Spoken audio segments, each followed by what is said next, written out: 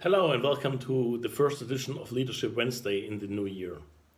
I hope that you had some good days over Christmas and you had some thought about what was good in the old year and what to leave behind and what to bring over to the new one.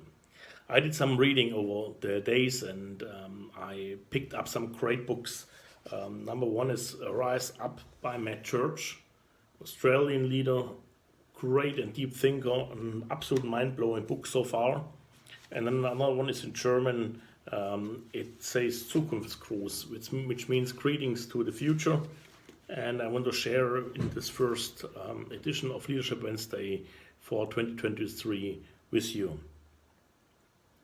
One thing you usually do at the end of a year is reflecting. What was good in the year, what had room for improvement, and what you want to do different. And what I found from my limited view of people around me was that people trying to stay in the normal environment, especially during COVID, people tried to keep in their box as much as possible. Yeah, the familiar, the things which they're used to.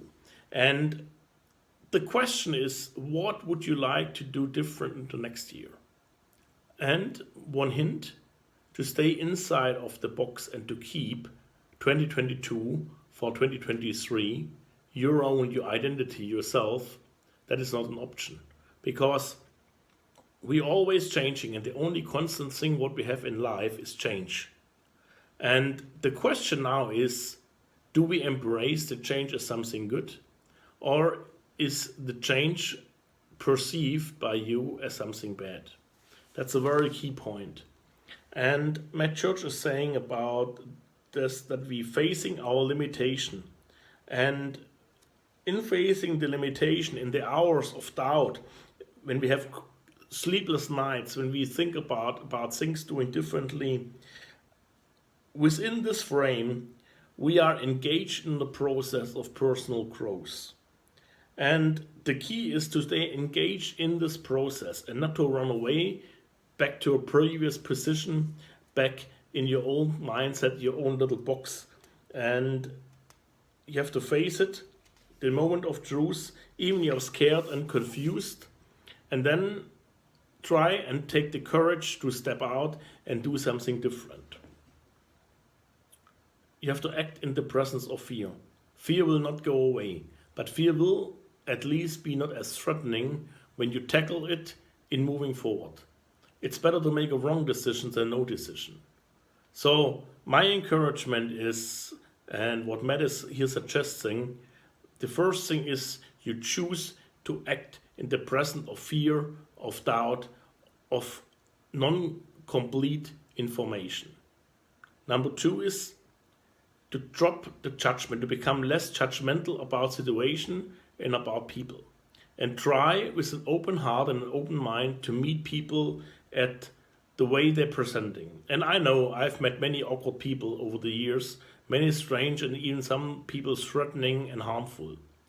But I want to keep my openness, my open mind, and take it away in the new year to be less judgmental, to less framing, less limiting to other people, and welcome them first in my life and allow them to say what they have to say and then to judge.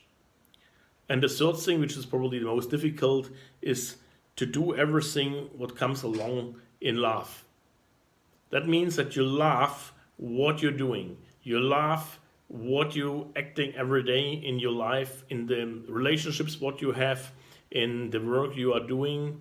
And I'm quite sure when you do things with a positive attitude, with positive energy, the result will also look better and at least different. So, I wish you a good start for the new year. Rise up to the challenge, be less judgmental, embrace where people are and how they present themselves. And number three, do everything what you do in love. I'm glad to be your guide in 2023, a leading learner. Welcome to the new year, and I hope that I can help you. Thank you.